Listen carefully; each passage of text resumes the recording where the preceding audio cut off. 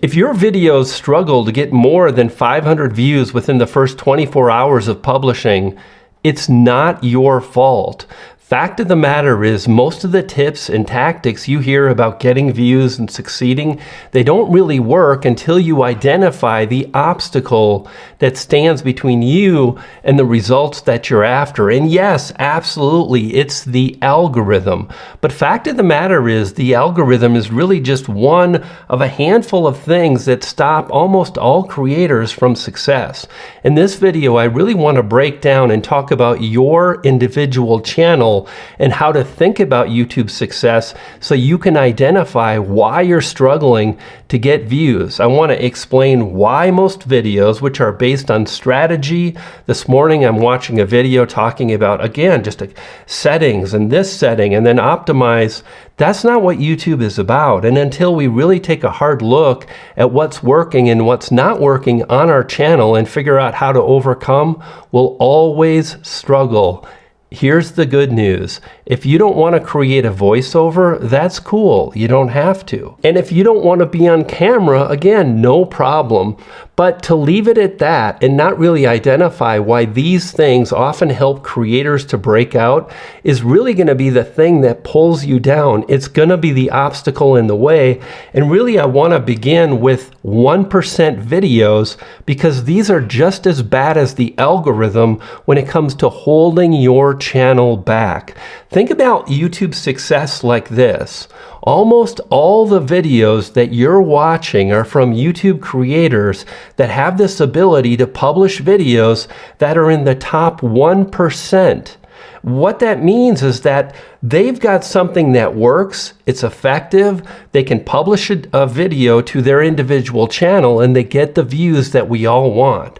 But fact of the matter is, these creators are in an elite group.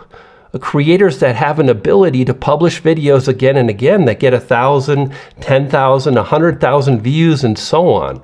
But if you're not that, then we need to step back and figure out what's not working with our particular channel. Think about it like this. So again, so many videos that are based on strategy on YouTube, which if you don't have strategy in 2025, it's really challenging.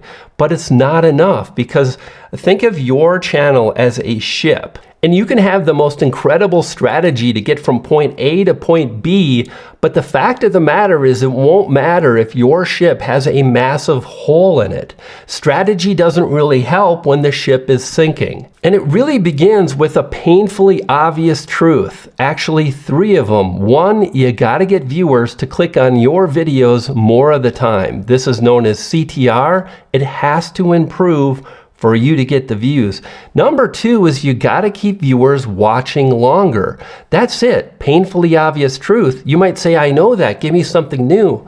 We're getting there, but we need to start here, because most creators, they say, well, I already know that, but they don't really focus on improving these things as mentioned, and they struggle. And number 3, and this is super, super important, we have to bring viewers back to our channel. And that means we need to build it in a certain way that creates this kind of unique viewing experience for the viewer.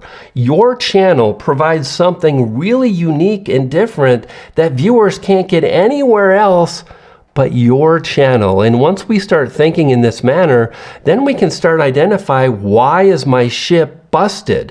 Why do I have this hole that's not allowing me to get to my destination? And these things are the fundamental elements of YouTube success. Now, I've got a workflow that I've used for ages, and it really allows anybody to stay on track, honoring what's most important to the algorithm and to viewers so we can succeed.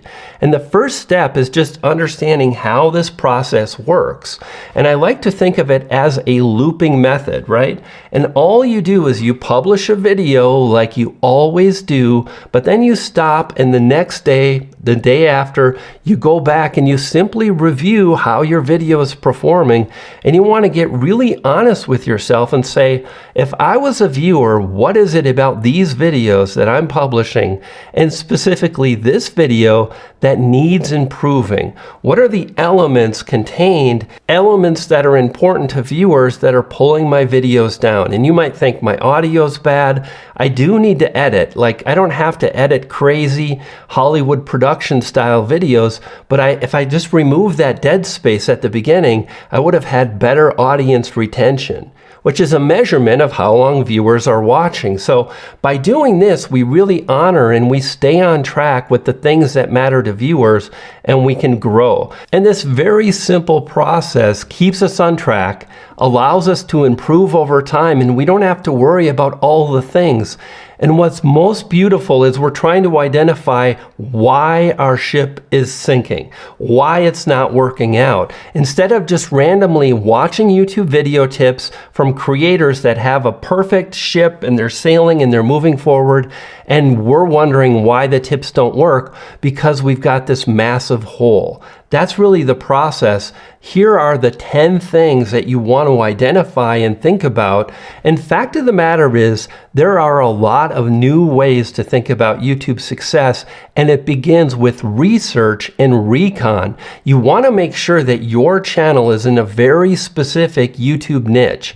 You want to make sure that you're really honoring the viewers and what they want. This is something that I struggle with all the time. Even this video is not really in perfect alignment of where I want to go, but I'm getting there day by day. And what I mean by that is, it's not just enough to know you're in the niche. We have to connect with our audience on an emotional level. We need to show up and give them something they can connect to. Now, if you're not on camera, cool, but have a voiceover. If you're not doing that either, if you're like, I'm sorry, I can't be on camera, I don't want to create a voiceover, that's fine. But there are ways we can really make it easier for the audience to connect, and I'll talk about that as we move forward. Furthermore, when you really identify what channels are growing in your space, you can identify what's working for the audience, and you can try to encapsulate that in your own way, not losing sight of who you are, your authentic self, but also being really honest with yourself and saying, what is it about what they're doing and how can I get there too? And that's item number 9. You really want to think about what your audience needs to move forward. And so by showing up and really getting connected with your audience and so on, figuring out like what they want to make, if you've got a channel about arts and crafts, figuring out like where is there a gap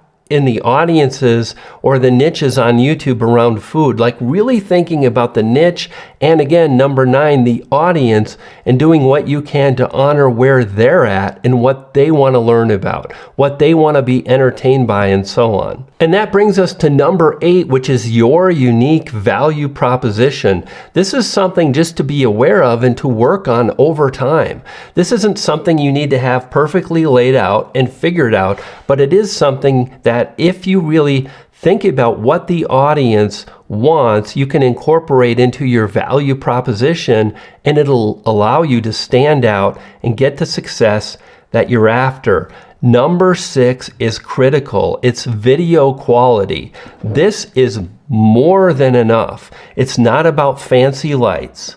It's not about high quality cameras and lenses, although because I really am into photography and into video, because I've done YouTube for ages, this is something that I love to lean on, but it's not the most important thing. However, there is something, and there is a bar that needs to be met. If your audio is subpar, improve it. And furthermore, when we use this looping method, we don't want to move on after we publish our next video unless we've improved the thing we're focusing on with the current video. If your audio sucks, You make a video, it's still not where you want it to be. Continue to work on that. So once you get it dialed in, most of your videos will be better because you've identified how to improve your audio. Item number 5, video topics and titles. And I just kind of broke down a really great example. A video topic is this new update that's happening on May 12th. That matters to my viewers. I might not think it's that important, but when I make that video, I'm honoring them.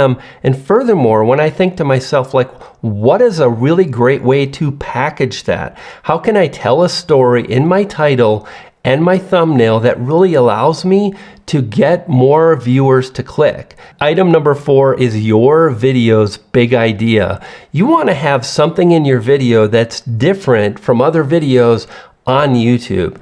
Here's the good news. If you're on camera, you're already creating a viewing experience that's unique to you and who you are. Perfect. But that's not good enough. We also want to strive to be the best we can be, to be our authentic self, absolutely, but to try to be our best version of ourselves as well. Furthermore, by just creating a list of videos and then within each video thinking about, like, what is the angle of this video? What's my big idea? Jotting those things down and thinking about them over time. You know, I've got a list of tons of videos I can create, and then I come back to these videos and I film them, and as I do that, I find I get better results. Item number 3 is super powerful, and it'll help you get amazing results. Just do this. It's the thumbnail. The thumbnail is critically important. All you need to do is save a single frame from your current video. You can actually do this in a lot of editing softwares. Not only can you save your video file, but you can export a single frame from your video. Perfect.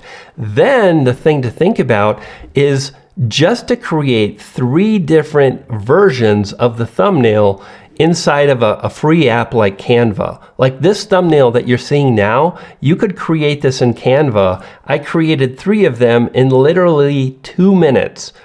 I exported 1 frame. I used the same image for my 3 thumbnails.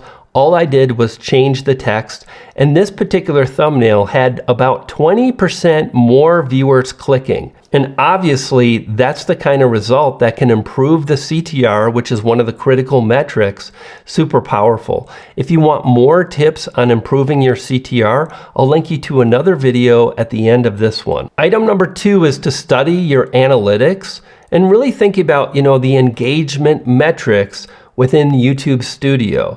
Measure the individual performance of your videos, paying attention to watch time, CTR, and so on. Finally, item number 1. This is the biggest thing. It's the most important thing by far. It's how we communicate in our videos. If you're on camera, perfect. If you're not, no problem, your voiceover. If you don't have a voiceover, how are you communicating and making it easy for viewers to follow along mentally with the story you're crafting and creating, or with the tips and tactics you're sharing?